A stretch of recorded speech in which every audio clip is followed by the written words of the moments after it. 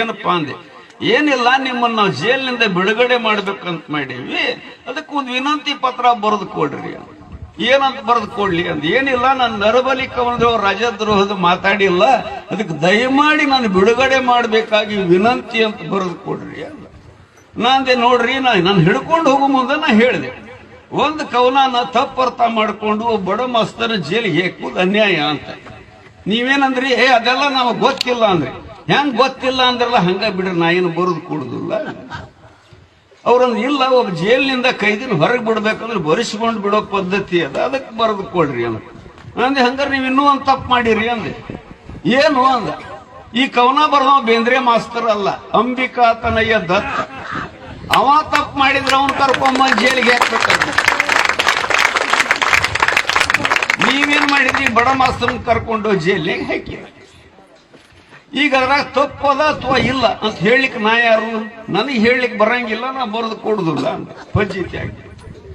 ಅದಕ್ಕೆ ಅವ್ರು ಏನ್ ಮಾಡಿದ್ರಿ ಅಂದ್ರೆ, ಮುಗರದ ಧಾರವಾಡದ ಹತ್ರ ಒಂದು ಸುಂದರವಾದಂತ ಹಳ್ಳಿ ಅದ ಮುಗದ್ ಅಂತ, ಅಲ್ಲೇ ನಾನು ನಜರ್ ಕೈದಿ ಅಂತ ಇಟ್ರು. ನಜರ್ ಕೈದಿ ಅಂದ್ರೆ ನಾ ಎಲ್ಲಿ ಬೇಕಲ್ಲ ಅಡ್ಡಾಡಬಹುದು, ಒಬ್ಬ ಪೊಲೀಸ್ ನನ್ನ ಜೋಡಿ ಇರ್ತಾನೆ. ಅತಿ ಸುಂದರವಾದಂತ 16 ಕವನಗಳನ್ನ ಅಲ್ಲೇ ಬರೆದಿದ್ದೆ. ನಾನು ಬಡವಿ, ಆತ ಬಡವ, ಒಲವೇ ನಮ್ಮ ಬದುಕು, ಭೃಂಗದ ಬೆನ್ನೇರಿ ಬಂತು ಕಲ್ಪನಾ ವಿಲಾಸ. ಇವೆಲ್ಲ ಮುಂದೆ ನನ್ನ ನಾದಲೀಲೆ ಕವನ ಸಂಗ್ರಹದೊಳಗೆ ಪ್ರಕಟ ಆಗ್ಯಾವ. ನನ್ನ ಜೀವನ ಅಂದ್ರೆ ನಾದಲೀಲೆ ಇದ್ದಂಗ, ಅರ್ಥವಿಲ್ಲ, ಸ್ವಾರ್ಥವಿಲ್ಲ, ಬರೀ ಭಾವಗೀತೆ. ಹಿಂಗಾಗಿದ್ದಕ್ಕೆ ಮುಂದೆ 10 ವರ್ಷ ನೌಕರಿ ಕೊಡಬಾರ ಒಂದು ಗೌರ್ಮೆಂಟ್ ಆದೇಶ ಆಗಿತ್ತು. 1947 ಆ ಕಾಯ್ದೆ ಸಡ್ಲಾತ. ಅವಾಗ ಗದಗಿನ ಸಮಿತಿ ಹೈಸ್ಕೂಲ್ನವರು ಒಂದು ಪ್ರೌಢಶಾಲಾ ಶುರು ಮಾಡಿದ್ರು. ಅವಾಗ ನನ್ನಲ್ಲಿ ಹೆಡ್ ಮಾಸ್ಟರ್ ಅಂತ ನೇಮಕ ಮಾಡಿದ್ರು. ನಾನು ಸಂಸಾರ ಸಮೇತನಾಗಿ ಗದಗಿಗೆ ಬಂದೆ. ಇನ್ನೂ ನನ್ನ ನೌಕರಿಗೆ ಸೇರಿ 1 ವರ್ಷ ಆಗಿದ್ದಿಲ್ಲ.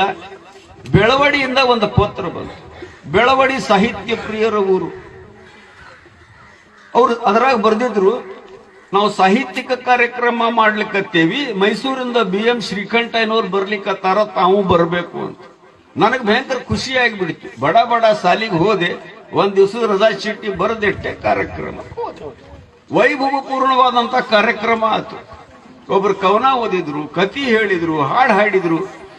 ಇನ್ನೇನಪ್ಪ ಕಾರ್ಯಕ್ರಮ ಮುಗಿಸ್ಕೊಂಡು ಬರ್ಬೇಕಲ್ಲಿಕತ್ತಿದ್ದೆ. ಊರಿನ ಮಂದಿ ಮತ್ ನನ್ನ ಹತ್ರ ಬಂದ್ರು. ನೋಡ್ರಿ ಬೇಂದ್ರೆ ಮಾಸ್ತರ, ನಾಳೆ ನಾವು ಎಲ್ಲಾ ಕವಿಗಳಿಗೆ 21 ಎತ್ತಿನ ಜೋಡಿ ಹುಡಿದ ಮೇಲೆ ಮೆರವಣಿಗೆ ಮಾಡ್ಬೇಕಂತ ಮಾಡೀವಿ, ನಾಳಿನ ಕಾರ್ಯಕ್ರಮ ಮುಗಿಸ್ಕೊಂಡು ಹೋಗ್ರಿ ಅಂದ್ರು. ಅವ್ರ ಪ್ರೀತಿ ವಿಶ್ವಾಸಕ್ಕೆ ಇಲ್ಲ ಅನ್ಲಿಕ್ಕೆ ಆಗ್ಲಿಲ್ಲ. ಅವತ್ತು ಮರುದಿವ್ಸನು ಇದ್ಕೊಂಡು ಆ ಮೆರವಣಿಗೆ ಕಾರ್ಯಕ್ರಮ ಮುಗಿಸ್ಕೊಂಡು ಎಲ್ಲಾ ಜೋಡಿ ಮಾತಾಡಿ ಬರ್ಬೇಕಂದ್ರೆ ಮನೆಗೆ ಬರೋ ತನಕ ರಾತ್ರಿ 11 ಆಗಿದೆ. ನಾವು ಬಂದ್ಕೊಳ್ಳ ನಾನು ಹೇಳ್ತೀವಿ, ಕಾರ್ಯಕ್ರಮ ಬಹಳ ಚಲೋ ಆತಂತ ಊರಿನ ಮಂದಿ ಎಲ್ಲ ಹೊಗಳಕತ್ತಿದ್ರು. ಹಂಗ ಒಂದು ಲಕೋಟಿನೂ ತಂದು ಕೊಟ್ರು. ನಿಮ್ ಸಾಲಿಯಿಂದ ಒಂದು ಹುಡುಗ ತಂದು ಕೊಟ್ರು. ನಾ ಏನ್ ತಿಳಿದೆ, ಕಾರ್ಯಕ್ರಮ ಬಹಳ ಚಲೋ ಆಗ್ಯದ, ಅದಕ್ಕೆ ಹೊಗಳಿ ಬರದಾರ ಅಂತ ಹೊಡೆದು ನೋಡ್ತೇನೆ, ಬರಸ್ ಹಿಡಿದು ಬಡ್ದಂಗ ವಿನಾಕಾರಣ ನೌಕರಿಯಿಂದ ತೆಗೆದು ಬಿಟ್ಟಿದೆ. ಆವಾಗ ಧಾರವಾಡದ ಸಾಧನಿಕೇರಿ ನನ್ನ ಕೈ ಮಾಡಿ ಕರೀಲಿಕ್ಕತ್ತಿತ್ತು, ಬಾ ಅಂತ. ಆವಾಗ ನಾವು ಬರೆದಂತ ಕವನ, ಬಾರೋ ಸಾಧನ ಕೇರಿಗೆ, ಮರಳಿ ನಿನ್ನೆ ಊರಿಗೆ, ಮಳೆಯು ಎಳೆಯುವ ತೇರಿಗೆ, ಹಸಿರು ಏರಿದೆ ಏರಿಗೆ, ಹಸಿರು ಸೇರಿದೆ ಊರಿಗೆ, ಹಸಿರು ಏರಿದೆ ಏರಿಗೆ, ಹಸಿರು ಸೇರಿದೆ ಊರಿಗೆ, ಹಸಿರು ಚಾಚಿದೆ ದಾರಿಗೆ ದಾರಿಗೆ ದಾರಿಗೆ, ನಂದನದ ತುಣುಕೊಂದು ಬಿದ್ದಿದೆ, ನೋಟ ಸೇರದು ಯಾರಿಗೆ, ಬಾರೋ ಬಾರೋ ಸಾಧನ ಕೇರಿಗೆ, ಬಾರೋ ಸಾಧನ ಕೇರಿಗೆ, ಮರಳಿ ನಿನ್ನಿ ಊರಿಗೆ.